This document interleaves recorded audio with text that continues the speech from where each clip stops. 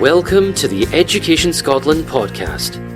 In every episode, we are joined by teachers, professionals and experts to unpack some of the big questions and topics facing the education sector in Scotland.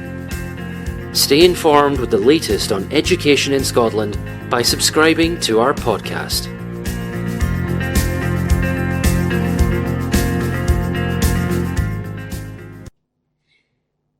Hello everyone that's listening to this Education Scotland podcast. Today we have Cathy Sexton from Fathers Network Scotland, who is joining myself, Susan Doherty and Vince Moore from the Parents and Families team within Education Scotland to talk a wee bit about the work that you're doing, Cathy. So what I'll do first of all is ask you to introduce yourself, what it is that you do, and potentially talk to us a wee bit about Fathers Network Scotland. Great. Really glad that you invited me along today, and I'm delighted to be here talking about dads and their children, and I'm really excited about the day. Excellent. So I think we'll just start from the beginning and ask you to tell us a wee bit about the work that Fathers Network Scotland do to support families, and in particular, of course, dads and the male role model in children's life in Scotland. I know it's a national thing, but we'll maybe just start with Scotland, shall we? Absolutely. So probably to answer your question, the best way to start off is to kind of wind back to the formation of Fathers Network Scotland. I wasn't around for that. It happened back in 2008 with our founder, David Drysdale, who sadly is no longer with us. But he founded Fathers Network Scotland as a result of having his own kids. So he had his first son back in 2007, and he was determined to be a really hands-on dad and get absolutely involved in childcare, and sort of have parity between him and his wife, Misal, in bringing up their young son. And sort of from the get-go, he was a really kind of gregarious, outgoing guy. He was a real extrovert. And from the get-go, he kind of found that there were these sort of systemic issues and barriers that prevented him from getting really involved with his child, from kind of antenatal classes all the way through to the birth, and then through nurseries and into school. And he was no one to sit on his hands, so he decided that he was going to do something about it, I think. And he formed Fathers Network Scotland in order to really champion the benefit of dads' positive involvement in their children's lives and family lives and society at large, and to support change both at kind of policy level, at strategic level, in governments and local authorities, and also at practitioner level as well. So how do we help society and governments change to include and welcome fathers more, and how do we help practitioners as well? So that's kind of how it all started. And I suppose fundamentally that hasn't changed at all. So we're still doing the same sort of stuff. Probably what's changed really significantly over the last few years is just the level of engagement of dads. So back in 2007, he was probably not one of the first waves, but he was in a much smaller group of dads who were really taking an active role in their children's lives. And if we look back even further, back to the 1970s, when there was the kind of feminist revolution, at the beginning of the feminist revolution, dads were only doing 15 minutes of childcare a day at that time. So it's like a minuscule amount of childcare. By the time that we get to 2014, that had gone up to 47 minutes. And then COVID happened. I thought you were going to say 47%. Not quite. 47 minutes at that point. And then COVID happened in 2020, and that changed things dramatically. Mm-hmm. So dads who are going off to work, all of a sudden, lots of dads, I should say, that were going off to work and spending most of their time outside of the family home, came back in during lockdown and were spending a really significant amount of time supporting their children to learn and through play and all that kind of stuff. And they absolutely loved it. But at that point, dads were doing nearer 90 minutes on average of childcare per day. And that was getting towards parity with mums. So mums were doing still slightly more, but actually it was getting towards looking like equality. And since then, cynically, I have to say, at the time, I'm like, well, this is great, but it's just going to go back to where we were before. And that's just simply not the case. So the ONS data, so the Office for National Statistics data for 2022, has come out recently, and it's showing that dads are doing 56 minutes per day of childcare, which is significantly more than the 47 minutes previous to COVID. So there's a kind of there's this change, sea change in childcare that's been happening over the last few years. And there's real opportunity there, actually, to grab it with both hands and include dads. But, I mean, I suppose our job is more key than ever, because there's still this cultural lag. You know, we're kind of still living in the 1970s in many regards, where mum is seen as a principal caregiver and dad is this kind of bolt-on. And actually, we need to think far more carefully about, are we supporting the whole family around the child? Are we supporting mums and dads and other father figures around children's lives? So, yes. But, so most of our work, going back to the question, most of our work is indirect. So we're mostly working at policy levels. We do some work with dads, though. We do some direct work. So every year we do a dad survey. So that started back in 2017. And I think probably we've surveyed around 2,000 or 3,000 dads since we first started capturing the voices of dads. And really, it's just to ensure that dads who are very often not asked their opinion and not listened to are heard and are asked about what it's like to be a dad, and also just to capture that information and then amplify it. So to ensure that policymakers and practitioners understand what dad's experience of life is like. So we do that. We also create content for dads as well. So sort of articles and videos to help them mainly transition into fatherhood. So we do an awful lot of work in that kind of transitionary phase.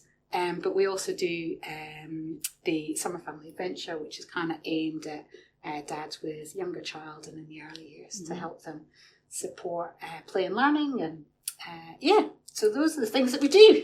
And they're all on your website, aren't they? Because I remember we worked on the summer programme, and that was during COVID. We got the message out there about that. Yes. That's right, I remember. But your website has all that information on it. Absolutely. As well as, if I'm not mistaken, research from dads.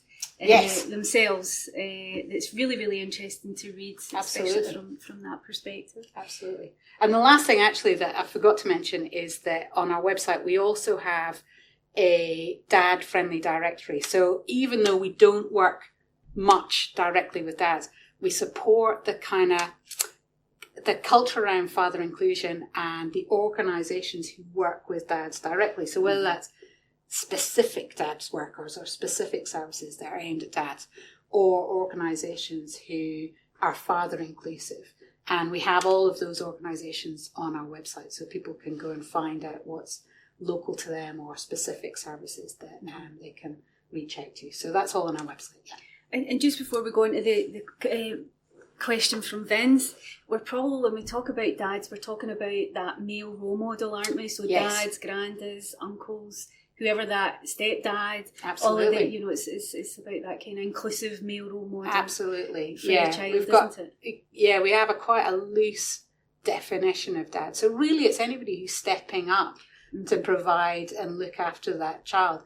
And actually, interestingly, we've had non-birth mothers who we've spoken to, and actually their experience of becoming a parent is really similar to dads, and actually they come across the same sort of issues and barriers that many dads face. So we take a really kind of broad view of what a dad is. You know, obviously there's a lot of biological fathers, but it's really anybody who's stepping up into that caring role.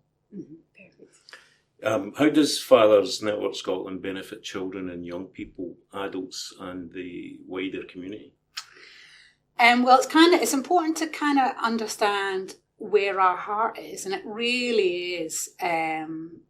We were really set up, I suppose, to support children. It really is a children-focused organisation. So we use dads as a way of improving outcomes for kids predominantly, which is no reflection on the dads, but actually what the ideal world would look like for us is for kids to be doing much, much better, and for Scotland to be the very best place for them to grow up. And obviously that's with the assistance of dads. And that's where our focus is about how can we get dads more involved so the outcomes for kids can be better. And the research is really, really clear around the benefits of, dads and father figures on kids. So we know that positive involvement of dads means that it benefits children's education, their social and emotional development, and to give you some ideas of what that looks like in real life, we can see from the evidence that quality and substantial involvement of fathers after the birth leads to better language development and higher IQs. Toddlers who are encouraged by their dads have better social and emotional skills 12 to 18 months later. And the amount of time spent with children that dads spend with children predicts the child's ability to empathise as an adult. So it's not just about dads spending time with their children and improving their educational outcome. It's like their whole well-being actually is improved when dads are involved. And I think when you look at the deficit model as well, so when dads are not involved very much, or they're not involved at all, or there's not that positive male role model in children's lives, and the outcomes are diminished quite considerably. Just there's some other stats. So the more years with minimum or no father involvement, you'll find that equals the less years that a child will spend in school. If there isn't a dad around, it predicts the profile of both a bully and bullied. So that's Wow, poor okay. self-esteem, Yes. poor grades, poor social skills. 76% of children in prison have an absent father. And this was a bit of a surprise to me, but if there's no dad at home, it correlates to more than any other factor with teenage suicide. So, if dads aren't around, actually, the outcomes for children can be really significant, actually, the negative outcomes for children. And of course, it's not just children who benefit if dads are really actively involved. I love this quote. So Gloria Steinem, who was a female rights activist, said that women aren't going to be equal outside of the home until men are equal in it. So, Yes. there's a benefit as well to not just kids, but actually to women in society as a whole, if dads are involved. So, I hope that answers your question. It does. It's great to be able to talk about this. Probably we should say to the listeners, we will have a podcast that's linked to this one, and it will highlight practice that's actually happened within Clackmannanshire Council. So if you want to learn a wee bit more about the impact grassroots level, then click on to that particular podcast as well. Awesome. So that should be good for you if you're wanting more information. But the research you were talking about, we should all be concerned with research, because research underpins all of the work that we do. It informs it.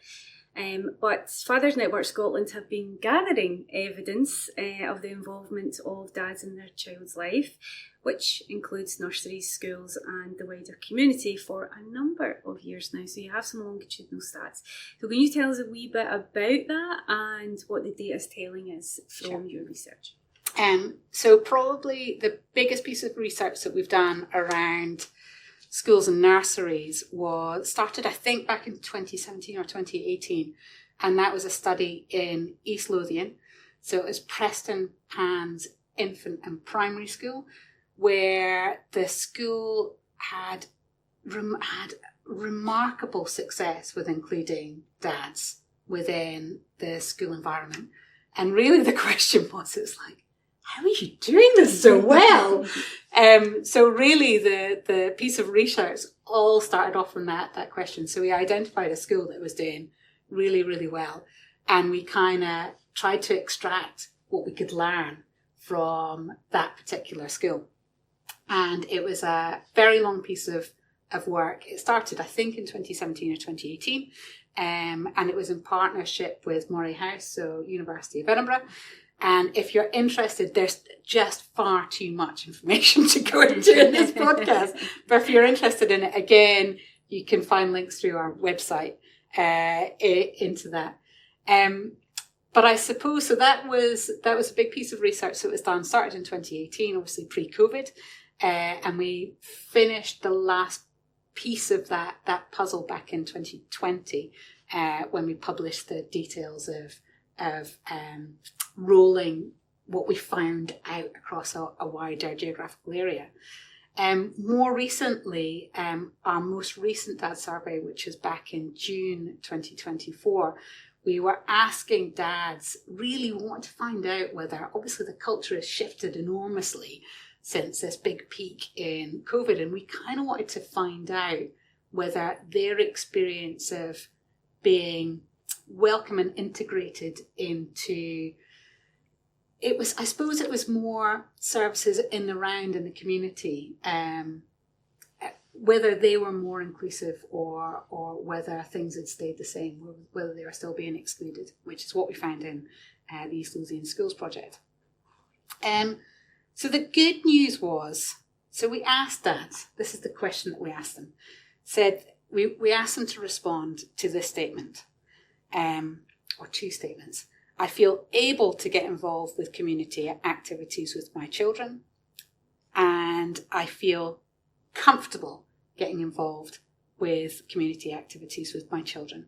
And the dads were able to answer in the following ways. So they were able to say almost always, they were almost always able to, or comfortable getting involved with their children's activities. Often there was a kind of neutral statement, so neither yes nor no. And then there was quite often and almost never. And what we found was, for both questions, interestingly, about a third of the dads gave positive answers, so that they were almost always or often able to get involved and comfortable getting involved. And then there was a further third that were not often or never able, and not often or never comfortable getting involved with community activities. So it looks like there's a little bit of positivity around there. So there's some dads that are feeling comfortable and positive about getting involved, but we wanted to really concentrate and drill down on the dads who were feeling uncomfortable. So we asked a follow-up question to kind of understand what it was that was a barrier to them. And again, interestingly, we found that about half of the dads gave us reasons which are kind of practical in nature, so that able to, what made them unable to get involved. And then the other half told us about more sort of social and emotional barriers that they felt. So in terms of the practical barriers, work was a really big issue. So lots of the dads were working during the week normally. So they were going out in the morning and then coming back at night. And because most of the activities were happening during that time when they were away at work, that it just precluded them from their involvement. And lots of them had said, well, we looked for activities at the weekend and there was none. So actually just the timings, because of the patterns of their work and the timings of the activity for children and, what was going on, it just sort of precluded them. And I suppose actually the truth is that it would be any working parent. So it would be anybody who is in that position where they were away during most of the week. they also talked a lot about just simply not having enough time, So getting involved with activities with their children in the community would take away possibly from family time. They just wanted to spend time with their family at home, or that there was chores or other things to do around the house that they just simply didn't have time. Dad's also talked about a lack of provision, particularly for dads. So, there might have been provision where it was mothers or toddlers group or something that was for families which may or may not have been more female dominated, but they talked about a specific lack of provision for stuff for dads, that would be of interest to them. Some of them, a few of them talked about just not knowing what was on, so just the lack of marketing. So that was kind of the main bits of those kind of practical reasons. And then, as I said, there was another kind of group of dads, kind of half of the responses were around sort of social and emotional barriers. One of the main issues was the kind of female orientated and dominated spaces which were the touch points for families. So you can kind of imagine toddlers groups, and if you're a dad of a 1-year-old going into a mothers and toddlers group and you're the only one there who's a dad, it can make dads feel really, really uncomfortable. And I suppose mums are kind of creating those kind of collectives around them. So they might be going through the antenatal period and they'll meet mums who are pregnant, and then they're going to toddler groups, and there's a group. So they're kind of creating a community about them, and that can really exclude dads. So it can be really difficult for dads to feel comfortable in those spaces and go and sit in a room and sing Twinkle, Twinkle, Little Star. So that's a really, really big issue, actually. It just, they kind of realise that it's necessary for mums, but it just feels really uncomfortable. And it's not the sort of activities, often not the sort of activities that they want to do. So they might want to be out jumping in muddy puddles with their kids or running around. And, Twinkle, twinkle, and a cup of coffee is not gonna do it for them. So there's that.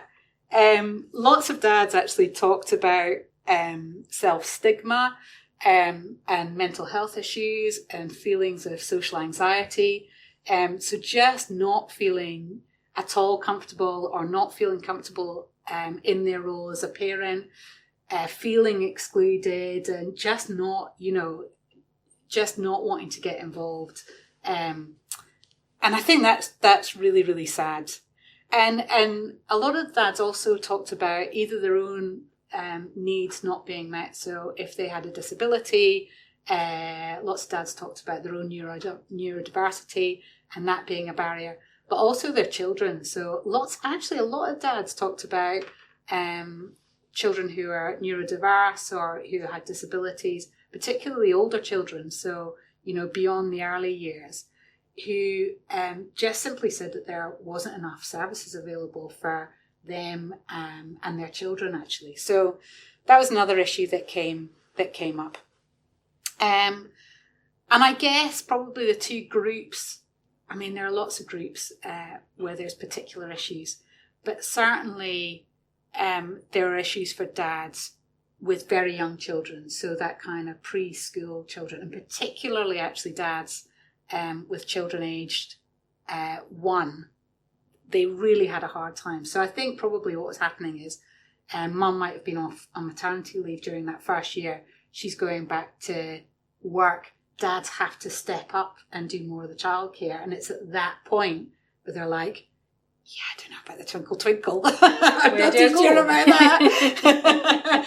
But so that group particularly, you see this kind of, they feel really ostracised, actually. And also, I suppose, the other issue is dads. So dads who are no longer living with their parents, with their child's other parent, So when there's a separation or a breakdown in the relationship, and all of a sudden the dad is looking after the child and then having to integrate into a group of parents that they might not have been engaged with before, or there was quite a lot, dads talked about the shame of having separated, lots of issues around how the separation made them feel as an individual and as a parent, and also that kind of sense of exclusion as well. So there's lots of kind of issues around that, but it was really interesting. And that was, as I said, it's kind of hot off the press, this. So so I hope does that answer your question? Absolutely. Yeah, it does. Lots of rich information. How are local authorities and practitioners using this information locally? Where are you seeing it working well?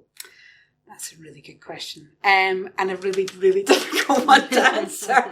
I should probably say that FNS is a really, really small organisation. So there's the equivalent of 2.5 full-time members of staff in Fathers Network Scotland. So we do a huge amount. We've trained about, I think, around 2,000 or 2,500 practitioners since 2018 when we started our training. And it's all over Scotland and beyond, actually, that we've trained practitioners. And it's quite difficult to keep hold of what everyone's doing after they get trained. But there's certainly some fantastic bits of practice. And I know that you're going to be speaking to Diane Cherry from Clackmannanshire, yes, who undertook our training and then went on to put it into practice. And I think that's probably what we see often is we do an awful lot of training, and you'll get some individuals who really grasp the nettle and they go, right, I'm going to do something about it. And then they go off and make these astonishing changes in their local area. So Clackmannanshire is one from a sort of educational point of view, which has been a real success. Obviously, East Lothian is another. I've talked about that before. We've been doing a huge amount of work up in the Highlands, actually. And that started off through another training programme of ours, which looked at dad's mental health, so new dad's mental health. And we went into work with NHS Highlands about improving dad's well-being during that transition into fatherhood. So how do we upskill dads and support dads as they transition into fatherhood? And because of our work with them, it sort of spilled out into the local authority. So we trained the NHS staff, and then the NHS staff started talking to the council employees, who were then like, we want to be trained and understand more about father inclusion. So we trained them. And then the third sector in that area was like, we'd like to be more father inclusive. We'd really like to do this work. So it starts off with one individual usually who is who really wants to champion, really engaged. And then their enthusiasm kind of spills out into different areas, and you get a kind of proliferation in a particular locale. Angus Council as well is doing an enormous amount of work. So they started, I think, 2 or 3 years back, as a result, sadly actually, as a result of some really sad news around a neglected child. And they came in, I can't remember the name of the report, but they did a report on this incident and found that this incident around social care could have possibly been avoided if social workers who were involved in this case had included fathers, so had engaged and included fathers. And because out of this tragedy came a decision to try and improve their father inclusion, not just within social work, but actually the entirety of the local authority area. So they set up a kind of task force within the local authority, and they've been rolling that out over the last couple of years. Now, obviously, things have changed dramatically financially for local authorities and the public sector in that time. So things have slowed down a little bit, but actually they're trying to do some really ambitious work. So not just improving father inclusion in 1 or 2 schools or in 1 or 2 areas, but right across their council area. And interestingly, actually, they've roped in NHS Tayside, who are part of that local authority area, to improve father inclusion in there. So it's like a whole system, essentially, around increasing support for father inclusion. So, and funnily enough, I had a meeting with a primary school leader up in Angus who is looking to start to do a piece of father inclusion work in his school. So watch this space on that one. So yeah, there's plenty going on actually, but it tends to be little pockets of good practice. But you know what it reminded me of when you were talking about Diane and the other colleagues that you guys have trained, you know, grasping the nettle. They sound like trailblazers, which is what your founder probably was as well. So you're seeing that wee thread of people who are actually just championing the cause, but actually the impact they're having is far-reaching and longitudinal as well. Because a lot of the impact on the kids, you're not going to see for years, but you know it's going to happen because you're putting these interventions in place. Oh, yeah. I mean, absolutely. I think that's right. And I think that once you're bitten by the bug, that you tend to want to continue to involve dad. So it's quite interesting, actually.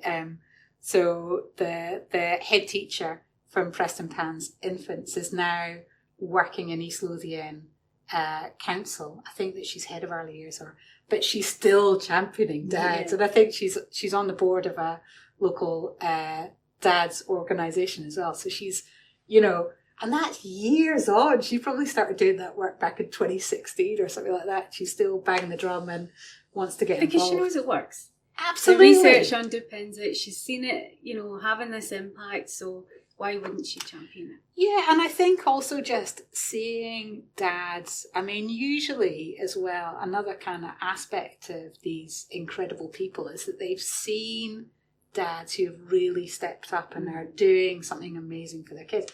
Or it could be a stepdad, you know, whatever it is, they've got some personal touch point with, you know, these fantastic dads who, you know, have really struggled and gone beyond, and they kind of think, well, I'm going to try and do something for those dads. So, yeah, it's really inspiring. Very inspiring. And not just the impact on the kids, actually, where we're seeing dads groups working really well, the impact on the dads is huge as well. Oh.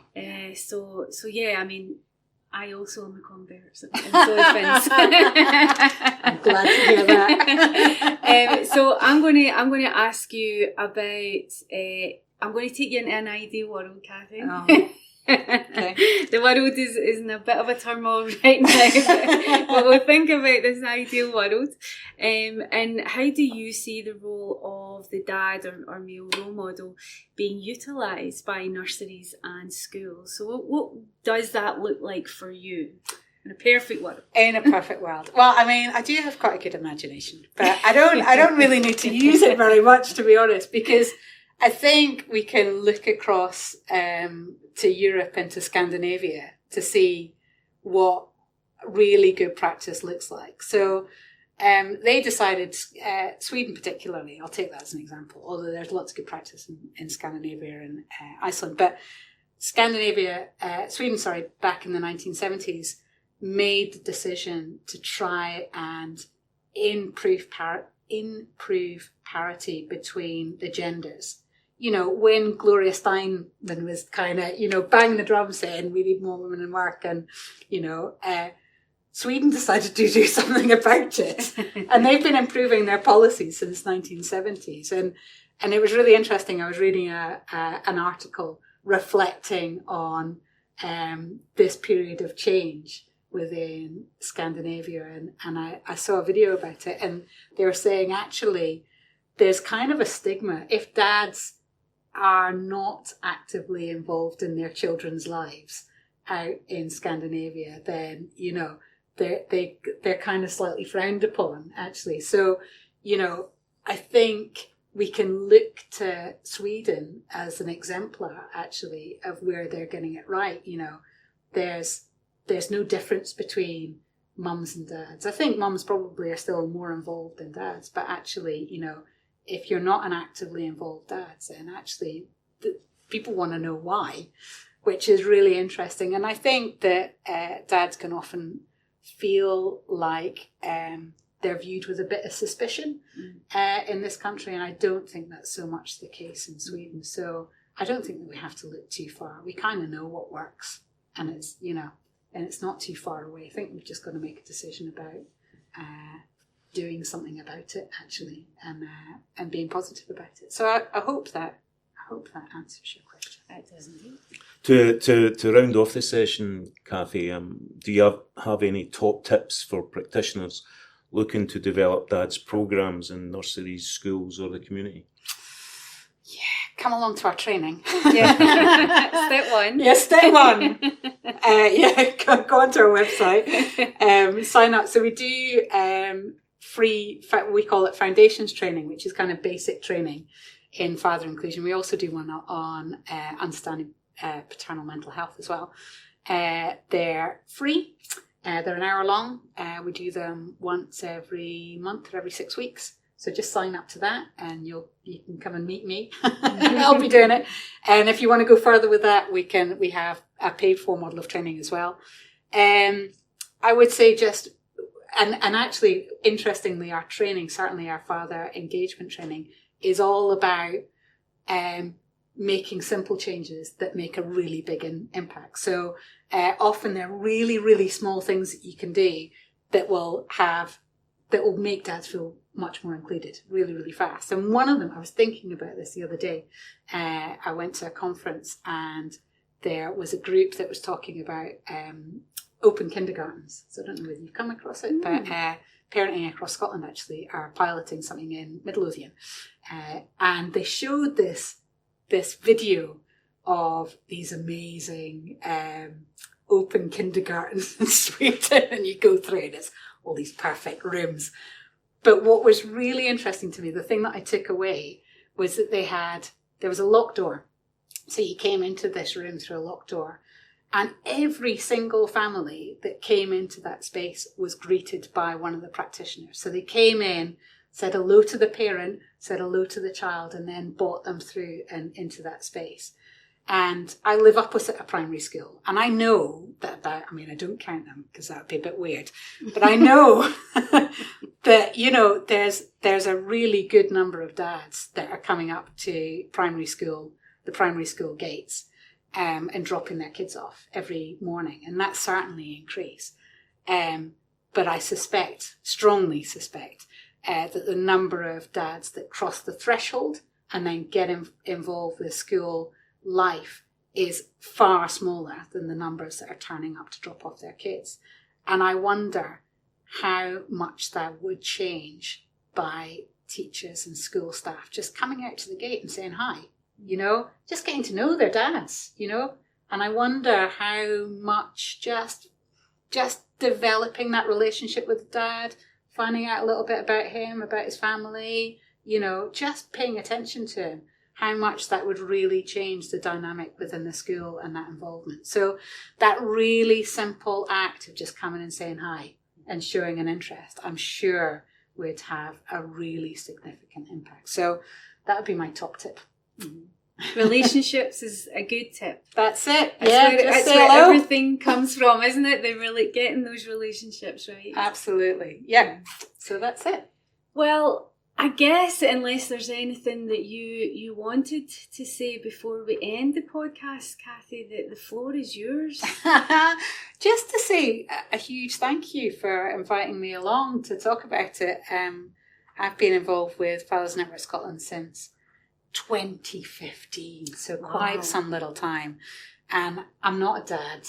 In fact, I'm not even a biological parent. I'm a step parent. But I really believe that dads are just this amazing kind of latent asset that we can all harness in Scotland to make the lives of our children and society as a whole better. So, hopefully, if you feel inspired to get involved with dads, do visit our website, sign up to our newsletter, come along to our training, just get involved, and we'd love to have you along on the journey. Well, I've certainly known you since 2015. Is that how long I've been around? Good, it's great, longer than that. But I have to say, you are always an inspiring person to talk to. You are very passionate about this area, and it rubs off on people. And the fact you have the research, the longitudinal research to back up what you're saying is just really, really special. And we want to thank you very much for coming along to talk to us today, sharing your work, sharing your message. And I hope that the listeners get as much out of it as Vince and I have today. So thank you to those that are listening to the podcast for Education Scotland. Thank you for listening to this podcast. Don't forget to subscribe for notification of when a new episode is published. If there is a topic you would like to hear featured on this podcast, get in touch with us. We'd love to hear from you. Follow us on our social media channels for all the latest news from Education Scotland. Education Scotland is a Scottish Government executive agency charged with supporting quality and improvement in Scottish education.